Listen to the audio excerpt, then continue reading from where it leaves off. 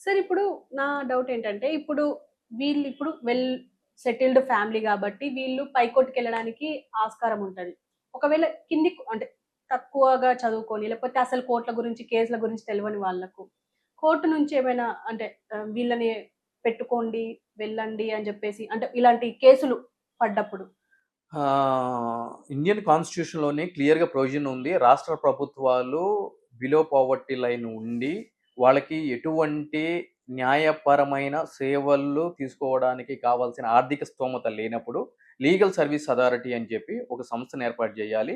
వాళ్ళకి ఉచితంగా సత్వరమైన న్యాయం అందించే విధంగా రాష్ట్ర ప్రభుత్వాలు, కేంద్ర ప్రభుత్వం చర్యలు తీసుకోవాలని చెప్పి మన ఇండియన్ కాన్స్టిట్యూషన్‌లోనే అమెండ్మెంట్‌లో ఒక ఆర్టికల్‌నే చేయడం జరిగింది. హ్మ్. సో, దాన్ని ఆధారంగా ఈ విధంగా ఎవరైనా కూడా బడుగు బలహీన వర్గాలకి సంబంధించి ఆర్థిక పరంగా ఆహ్, కింది స్థాయిలో ఉన్న వ్యక్తులకి సంబంధించి ఇటువంటివి ఏమైనా జరిగితే, రాష్ట్ర ప్రభుత్వమే వాళ్ళ తరపున వాదించడానికి ఒక న్యాయవాదిని ఉచితంగా ఏర్పాటు చేయడం జరుగుతుంది. ఓకే. అంటే నేను ఎందుకు అడుగుతున్నా అంటే రీసెంట్‌గా ఈ కేసు నుంచి ఇలాంటి డెత్ పెనాల్టీ ఇవన్నీ వచ్చిన తర్వాత బంటి వైఫ్ ఆ అమ్మాయి ఎవరైతే ఉన్నారో, ఆ అమ్మాయి కూడా ఒక వీడియో బయటికి వదిలింది. దాంట్లో ఏముంటుందంటే, నా హస్బెండ్‌ని చంపిన వాళ్ళని కూడా ఇలాగే శిక్షించాలి అని జెప్పేసి అన్నారు. సో, ఇది ఆమెకు యూజ్ అవుతుందంటారా? మీరు ఇందాక చెప్పినట్టు? ఎవరికైనా యూజ్ అవుతుందండి. ఓకే. ఎవరికైనా యూజ్ అవుతుంది. అంటే హ్మ్. రూ. 50 దొంగతనం చేసి డబ్బులు లేకుండా బెయిల్ కోసం ఉన్న వ్యక్తికి అదే జరుగుతుంది. సో, ప్రాణాలు కోల్పోయి ఈ విధంగా ఎటువంటి పరిస్థితులు లేకుండా నిస్సహాయిత స్థితిలో ఉన్న వాళ్ళకి కూడా ఈ యొక్క రూలే అప్లై అవుతుంది. ఓకే. సార్ మీరు ఇందాక అన్నట్టుగా మీడియా ఫోకస్ వల్లే ఇప్పుడు ఇంత జరుగుతుంది ప్రణయ్ అండ్ అమృత కేస్‌లో అని చెప్పేసి అంటున్నారు. ఎందుకు అంటారు? వాళ్ళ కులాలనే ఎక్కువగా ఫోకస్ ఏస్తుందంటారా? మీడియానా? ఆబ్వియస్‌లీ ఇప్పుడు ఇక్కడ చూడండి 'మారుతిరావు' గారికి సంబంధించి అగ్రకులానికి సంబంధించిన వ్యక్తి రైస్ మిల్స్ ఒక జిల్లాని ఆయన కన్సర్నల్‌లోగా చూసుకొని ఒక గౌరవప్రదంగా ఒక ఉన్నతమైన స్థాయిలో ఉన్నటువంటి వ్యక్తి. సో, అటువంటి వ్యక్తి ఒకే ఒక కూతురు ఈ విధంగా చిన్నప్పటి నుంచి కూడా ఎంతో అల్లారు ముద్దుగా చూసుకొని ఐఓస్ వాళ్ళందరూ కూడా చెప్పడం జరిగింది. అతనికి ఆ కూతురంటే గనుక చాలా ఇష్టం అని. ఆ! ప్రతి తండ్రికి కూడా కూతురంటే గనుక ఒక ప్రత్యేకమైన స్థానం ఉంటది. సో, ఆ విధంగా పెంచినప్పుడు సో, ఇటువంటిది జరిగినప్పుడు అక్కడ కూడా ఆ హత్య జరిగిన తర్వాత మనకు కూడా తెలిసిన విషయం ఏంటి అనంటే గనక, పెళ్లి చేసుకున్న తర్వాత కూడా ఆయనేమి ఇబ్బంది పడలేదు. కాకపోతే గనక కొన్ని రోజులు వాళ్ళు బయటికి వాళ్ళకి వీళ్ళకి ప్రొజెక్ట్ కాకుండా ఉంటే బాగుంటది అని చెప్పి అన్నట్టు మనకు తెలిసింది. కానీ ఈ ఫోటో షూట్‌లు ఇవన్నీ చేసి అతన్ని ప్రొవోక్ చేశారు. అది తట్టుకోలేక సమాజంలో అతని యొక్క గౌరవం, హోదా ఇవన్నీ తట్టుకోలేక ఈ విధంగా చేయాల్సి వచ్చింది అని చెప్పి కూడా హ్మ్. చెప్పడం జరిగింది. సో, ఇక్కడ మనం మాట్లాడుకుందామండి క్లియర్‌గా ఇదే పరువు హత్య 2 లేని కుటుంబాల మధ్య జరిగిందనుకోండి. హ్మ్. ఎందుకంటే అగ్రకులంలో కూడా లేని వాళ్ళు ఎంతో మందున్నారు. హ్మ్. రైట్? అదే విధంగా కింది స్థాయిల్లో అంటే దళితాలు అని చెప్పుకున్నా, లేదు అనంటే గనక బిలో పోవర్టీ లైన్ అని చెప్పని అనుకున్నా, లేదు అనంటే గనక బ్యాక్వర్డ్ కాస్ట్ అని చెప్పి అనుకున్నా, ఏదైనా సరే బడుగు బలహీన వర్గాలు అని చెప్పి మాట్లాడుకుందాం. దాంట్లో కూడా ఉన్నతమైన స్థానాల్లో ఉన్న వాళ్ళున్నారు. హ్మ్. ఆర్థికంగా ఒక రాష్ట్ర బడ్జెట్ ఎంతుంటదో అంత ఆస్తులున్న వాళ్ళు గూడా ఉన్నారు.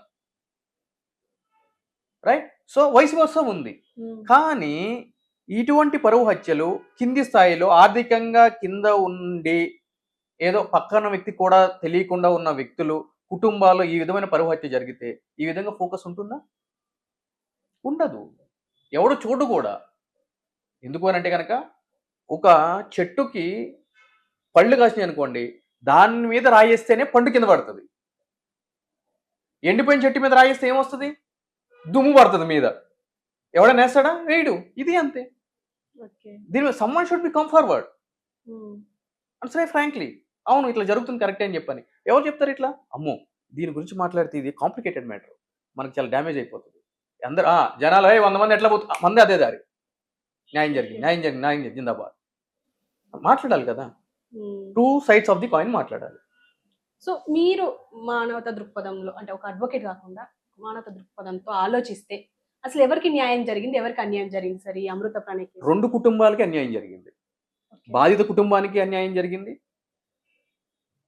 అదే విధంగా ఆ బాధ కలిగించిన వ్యక్తులకి అన్యాయం జరిగింది.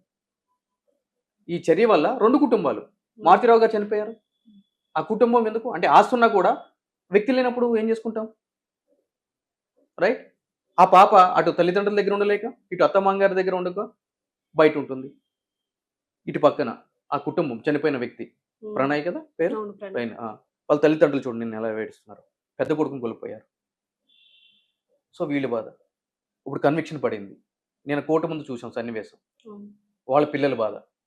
ఎవరికీ న్యాయం జరగలేదు. అందరికీ అన్యాయమే జరిగింది. ఓకే. అంటే అందరూ అంటున్నారు గదా! అమృత ప్రణయ్ కేసులో ఇప్పుడు అమృతకి చాలా న్యాయం జరిగింది. వాళ్ళ ఏం పేరెంట్స్‌కి న్యాయం న్యాయం జరిగింది? ఏం జరిగింది. న్యాయం జరిగింది? భర్తను కోల్పోయింది ఆ పిల్ల. అవును.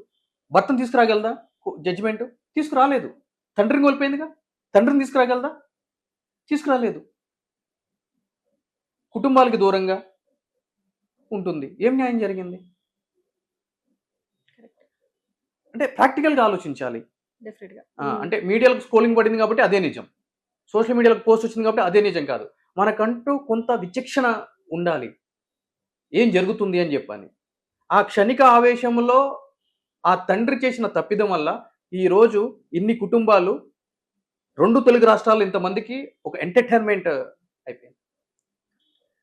ప్రతి ఇంటిలో కూడా ఉంటది. ప్రతి ఇంట్లో కూడా ఉంటది ఏదో ఒక సమస్య. కానీ ఎప్పుడైతే గనక ఆ రోడ్ ఎక్కుతదో అది అందరికీ కూడా ఒక ఎంటర్‌టైన్‌మెంట్ అయిపోతుంది. డెఫినిట్‌గా. అది ఆలోచించుకోవాలి. సో ఫైనల్‌గా ఇటు యూత్ గాని ఇప్పటికీ మనం అమృత ప్రణయ్ కేసే లాస్ట్ టైం గాదు. ఇప్పటికి జరుగుతూనే ఉన్నాయి. ఇప్పటికి కోకొల్లలు మనం రీసెంట్‌గా కూడా చూసాం. పరువు హత్య అని చెప్పేసి. అంటే ఇటు యూత్‌కి గాని, ఇటు పేరెంట్స్‌కి గాని మీరిచ్చే సజెషన్ ఏంటి సార్? స్ట్రెయిట్ ఫార్వర్డ్‌గా నేను చెప్పేది ఏంటి అనంటే గనక స్థాయికి మించి ఆశపడితే అది నిర్వేదానికి దారితీస్తది. ఓకే. అల్టిమేట్ అంతే. అంటే అది ఒక డబ్బు విషయంలోనే కాదు. ఒక ఆర్థికపరమైన విషయంలో కాదు. అది కులానికి సంబంధించి కావచ్చు, మతానికి సంబంధించి కావచ్చు, అదే విధంగా ఒక సోషల్ స్టేటస్‌కి సంబంధించింది కావచ్చు. అంటే ఎదుటి వ్యక్తులు డబ్బులు లేకపోయినా సామాజిక వర్గం పరంగా బలమైన వ్యక్తులై ఉండొచ్చు. ఓకే. రైట్? నీకు సంబంధించి డబ్బులు లేకపోయినా పర్వాలేదు. నీ వైపు నిలబడగలిగిన బలమైన సామాజిక వర్గం అయినా ఉండాలి. లేదు అనంటే గనక బలమైన ఇంకేదైనా అంశం నీతో ఉండాలి. అంతే తప్ప ఏదో ఈరోజు ప్రేమించాము, పెళ్లి చేసుకున్నాము, ఇక ఇక్కడితో సెటిల్ అయిపోతది. పోలీస్ స్టేషన్‌కి వెళ్ళాము, కంప్లెయింట్ ఇచ్చాము. ఆళ్ళు మన దగ్గరికి రారు. మీరు వదంటే పోలీస్ స్టేషన్ అనేది ఏంటి అనంటే గనక ప్రాథమికంగా వాళ్ళని పిలిపించి, వాళ్ళకి చెప్పి, వాళ్ళకి కౌన్సెలింగ్ ఇచ్చి, ఇలా చేస్తే ఇటువంటి కేసులు అవుతాయి అని చెప్పి పంపించే కేంద్రమే. కానీ ప్రివెంటివ్ స్టేషన్ కాదు. అంటే నేరాల్ని నియంత్రించడానికి ముందే ఒక టైమ్ మిషన్ తీసుకొని వచ్చి టైమ్‌ని తిప్పే సెంటర్ కాదది. వాళ్ళు పార్ట్ ఆఫ్ డ్యూటీ వాళ్ళు చేస్తారు.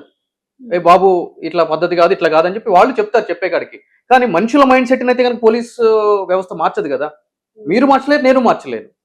సో కాబట్టి ఇక్కడ ఏం చేయాలి అనంటే గనక ఈ విధంగా యువత ఎవరైనా సరే ఇట్లాగ లవ్ మ్యారేజెస్ అని చెప్పని అంటే పై స్థాయికి అది అంటే ఆడపిల్ల మగ వ్యక్తిని కావచ్చు, మగ వ్యక్తి ఆడపిల్లని కావచ్చు. ఎవరైనా కూడా ఎటువంటి పరిస్థితులైనా సరే ఎదుర్కొనే శక్తి లేనప్పుడు ఇవన్నీ అనవసరం అని చెప్పి అవి అర్ధాంతరంగానే ముగించిపోతాయి. అంటే ఒక హత్య ద్వారానే కాదు. రేపటి రోజున ఏం జరుగుతది? ఫర్ ఎగ్జాంపుల్ అంటే ఇది ఒక కాయిన్. ఇంకో కాయిన్ ఏం జరుగుతదంటే అమ్మాయి చాలా హై లెవెల్‌లో ఉంటది. అబ్బాయి కింది స్థాయిలో ఉంటాడు. ఇద్దరు మ్యారేజ్ చేసుకుంటారు. పేరెంట్స్‌ని ఎదిరిస్తారు. పోలీస్ స్టేషన్‌కి వెళ్తారు. కంప్లెయింట్ ఇస్తారు. ఎక్కడో దూరంగా బతుకుతా ఉంటారు. 1 ఇయర్ అమ్మాయి ఉంటది. లేదంటే 6 మంత్స్ ఉంటది. సమ్ ఎక్స్‌వై-జెడ్ డేస్ ఉంటది. ఉన్న తర్వాత ఆమెకు డిఫరెన్స్ అర్థమైపోతుంది. మా నాన్న నన్ను ఏ విధంగా చూసుకునేటోడు, ఇతను ఏ విధంగా చూసుకుంటున్నాడు. ఆబ్వియస్‌లీ ఏం జరుగుతది? ఈ గ్యాప్‌లో మాటలు అయన్నీ కలపడం, ఇంటికి వెళ్ళడం జరుగుతది. ఇంటికి వెళ్ళిన తర్వాత నాకు ఇష్టం లేకుండా పెళ్లి చేసుకున్నాడు అని చెప్పి ఇమ్మీడియేట్‌లీ పోలీస్ కేస్ పెడుతది. బీయింగ్ ఎన్ అడ్వకేట్‌గా మా దగ్గరికి ఎన్ని కేసులు వస్తాయి రేపు? చాలా ఇటువంటి కేసులే వస్తాయి. సార్ లవ్ చేసుకున్నాం, మ్యారేజ్ చేసుకున్నాం, 2 ఇయర్స్ ఉన్నాము. ఇప్పుడు వాళ్ళ పేరెంట్స్ మాట్లాడటం మొదలైంది. ఇంటికెళ్ళింది, నా మీద కేసు పెట్టింది. మనసు మార్చేశారు సార్. డికాషనా మార్చేయడానికి? ఒక షుగర్ ఎక్కువేస్తే టేస్ట్. ఆమె రియలైజ్ అయింది. యెస్. ఇటువంటి కేసులు ఎక్కువగా ఉన్నాయి. Other side of the coin ఇవే ఎక్కువగా ఉన్నాయి. సో ఇవన్నీ చూసుకోవాలి. అందుగురించే పెళ్లి చేసేటప్పుడు అటు 7 తరాలు, ఇటు 7 తరాలు అని చెప్పి. అలా అని చెప్పి అరేంజ్ మ్యారేజెస్ అన్ని కూడా సక్రమంగా వెళ్ళిపోతున్నాయి అనంటే గనక వెళ్ళిపో. బట్ ఇక్కడ ఏం జరుగుతుంది అనంటే గనక అట్లీస్ట్ రేపొద్దున అరేంజ్ చేసిన మ్యారేజ్‌లో ఏదైనా డిస్ప్యూట్ వస్తే వీళ్ళు సపోర్ట్ చేస్తారు పెద్దలు. ఎందుకంటే గనక వాళ్ళే కదా సెట్ చేసింది. ఆబ్వియస్లీ రెస్పాన్సిబిలిటీ వాళ్ళు తీసుకోవాలి. ఈ కొట్టుకునేటోళ్ళు బాగానే ఉంటారు. వాళ్ళకి పడుతది లయబిలిటీ. ఈ పెద్దలు పోయి ఆ పెద్దలు, ఆ పెద్దలు పోయి వీళ్ళ పెద్దలు. వీళ్ళకి ఉండదుగా pressure. But when it comes to love marriage, pressure lies upon individuals like male or female. That is a major aspect.